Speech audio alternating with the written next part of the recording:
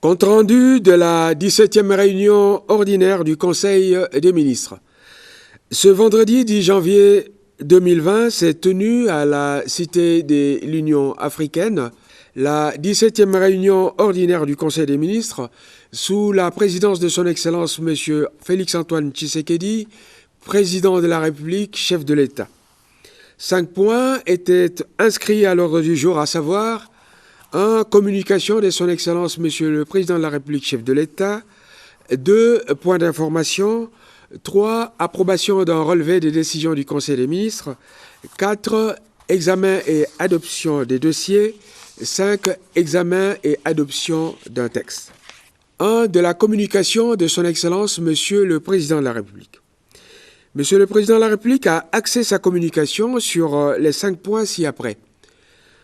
Les orientations pour l'année 2020, la situation à l'est du pays, les dégâts continus dans les villes à la suite des pluies diluviennes, l'insalubrité et le problème d'éclairage public, la situation sur le campus universitaire de Kinshasa.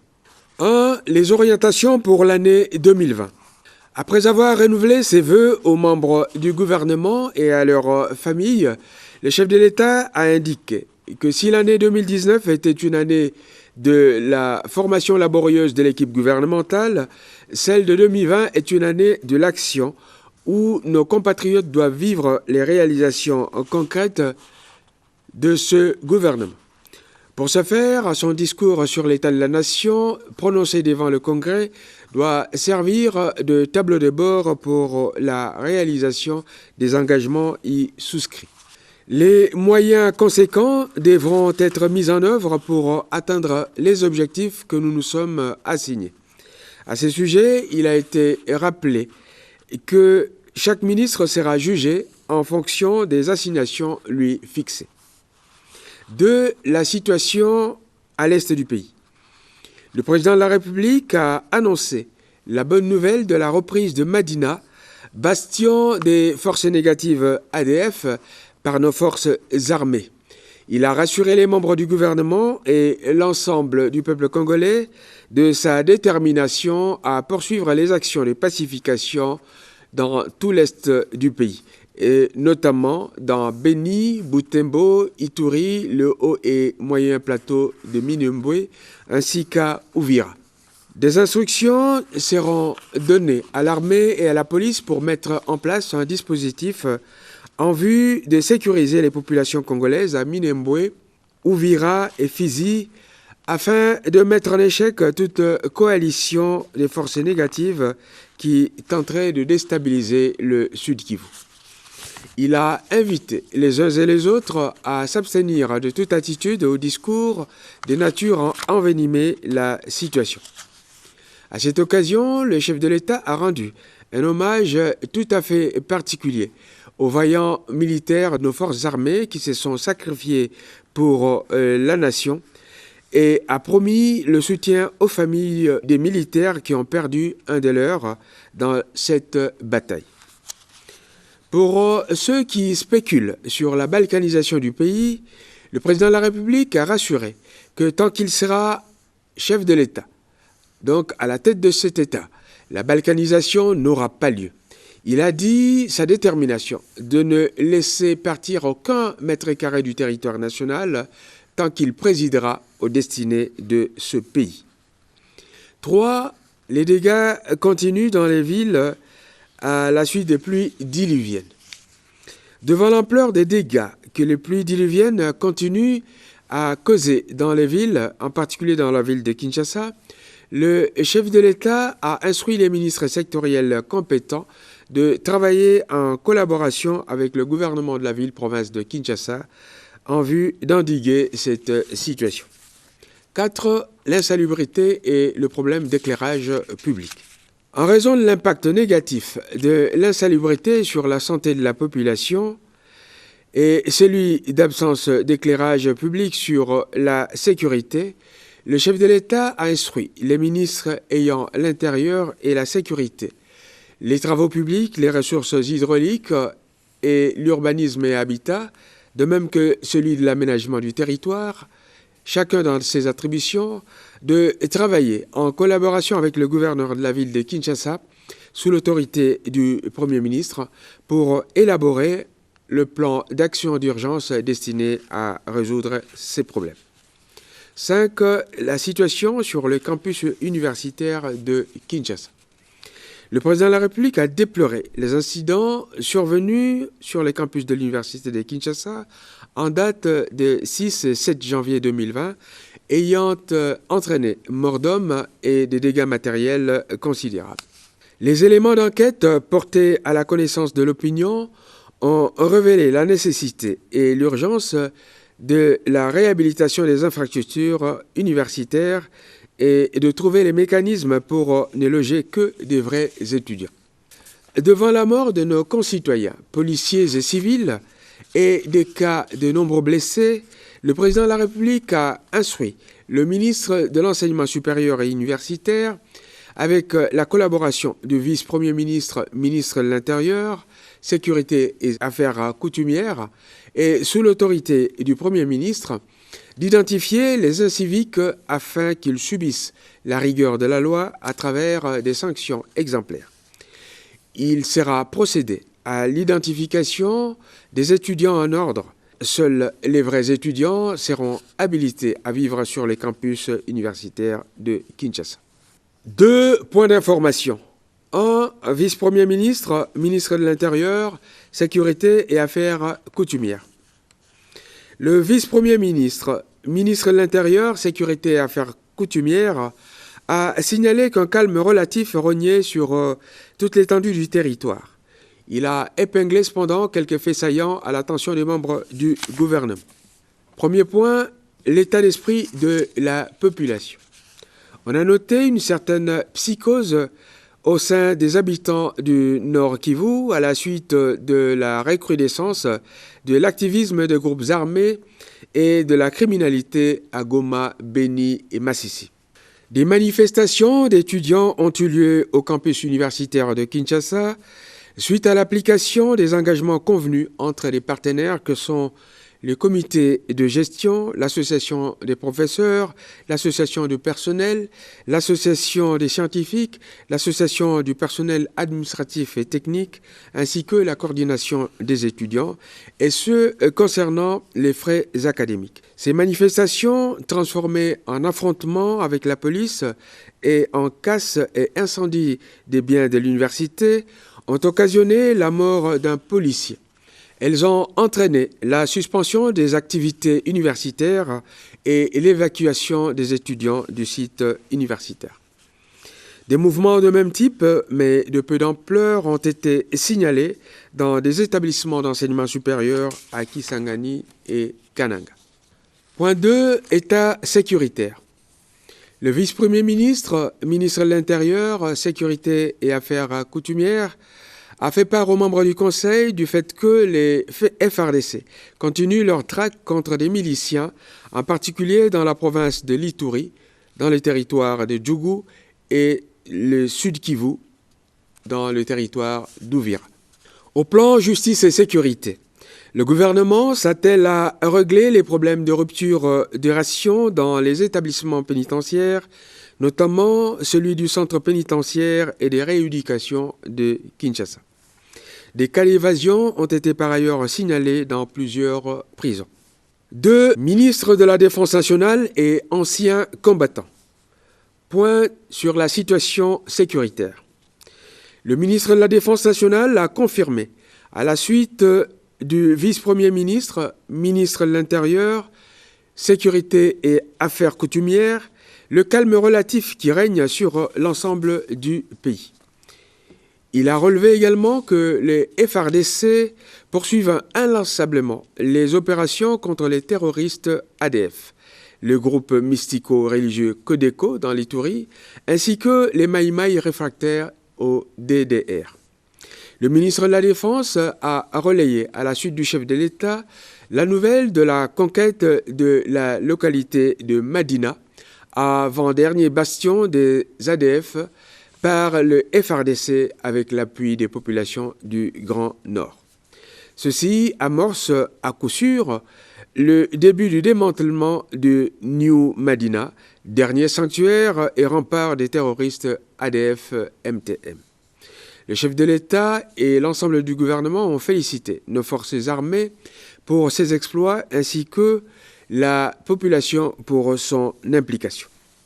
Situation de Minembwe.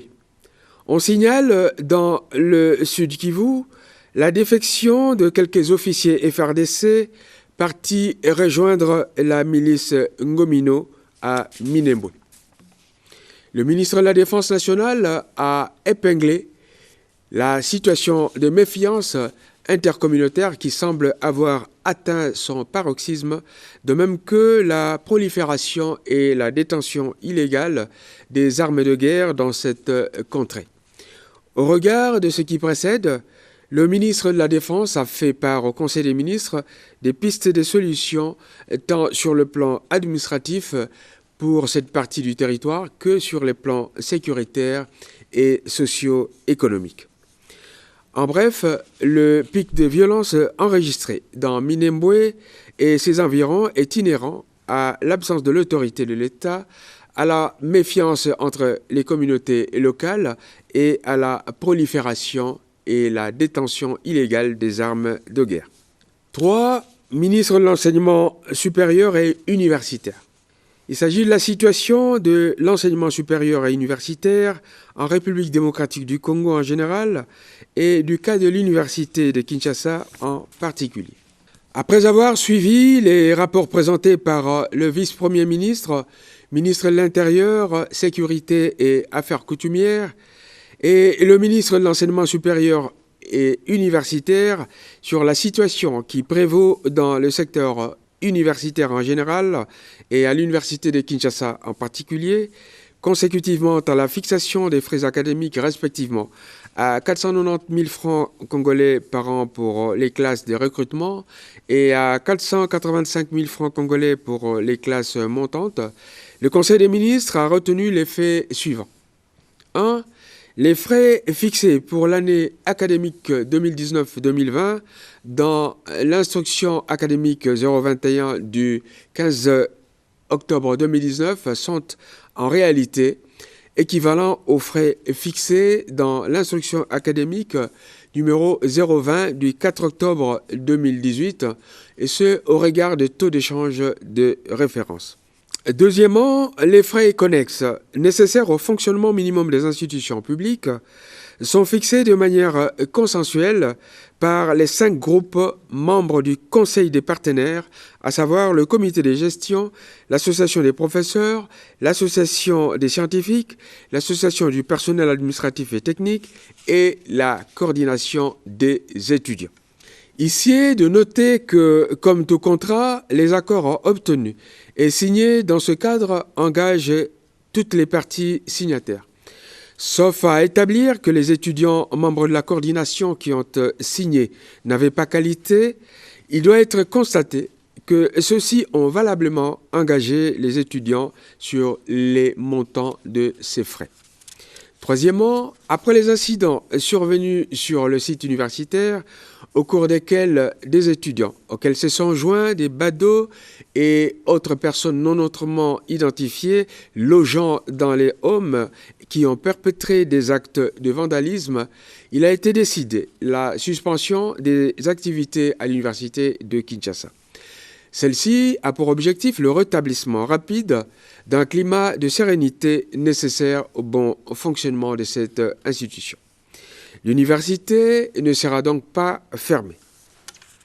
Au point 4, on notera que le relogement des étudiants réguliers dans les homes de l'UNIKIN sera précédé d'une opération d'identification des étudiants en règle et de l'exécution des travaux de réhabilitation des résidences qui se trouvent actuellement dans un piteux état et un état de délabrement très avancé. Point 3. Approbation d'un relevé des décisions du Conseil des ministres. Les relevés des décisions prises lors des 15e et 16e réunions du Conseil des ministres, tenues le lundi 23 et les vendredis 27 décembre 2019, ont été adoptés moyennant de petites corrections de forme. Point 4. examen et adoption des dossiers. Premier dossier, ministre d'État, ministre du Travail, Emploi et Prévoyance sociale et ministre de la fonction publique. Il s'agit du point concernant l'impôt professionnel sur la rémunération des agents de carrière des services publics et ses implications, notamment le cas de retenue de 15%. Introduite par Madame le ministre d'État à l'Emploi, Madame le ministre de la fonction publique a exposé la question des agents de carrière des services publics qui ont fait valoir qu'il n'était pas opportun d'affecter leur rémunération de l'exercice 2020 de l'impôt professionnel sur la rémunération IPR en sigle. Le motif invoqué est que cela se serait fait sans sensibilisation préalable et de manière brutale, sans par ailleurs tenir compte du fait que la faiblesse des revenus ne supporterait pas un taux de 15%. Ils ont également souhaité que les avantages tels que le logement, le transport, les allocations diverses et les primes ne soient pas imposés.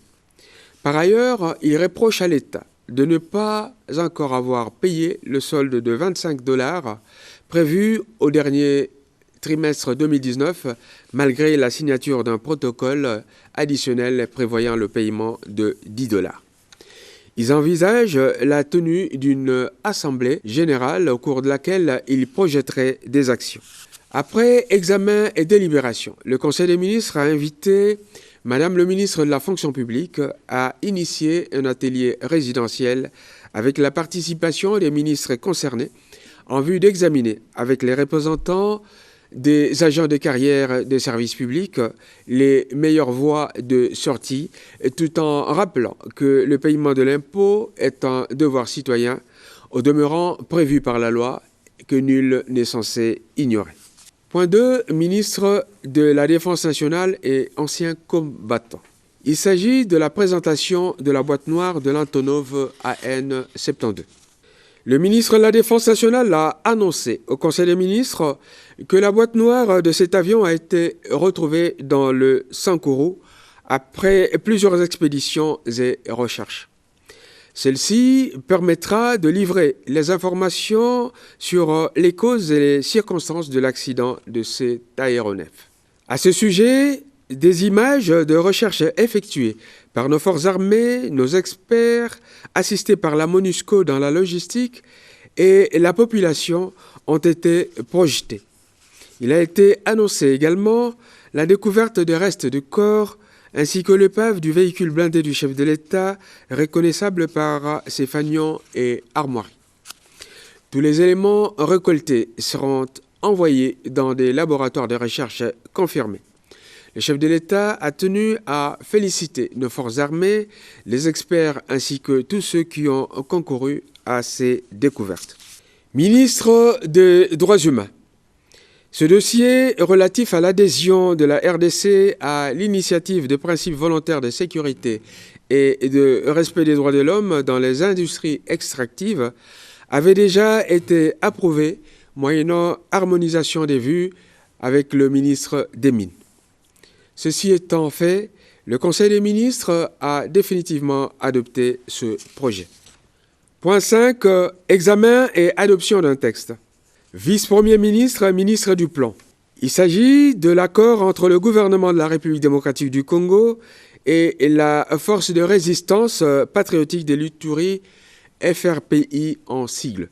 Dans le cadre du projet Pamoja Amani, mis en œuvre pour stabiliser le sud de l'Ituri, le STAREC a initié un processus de démobilisation de ce groupe armé.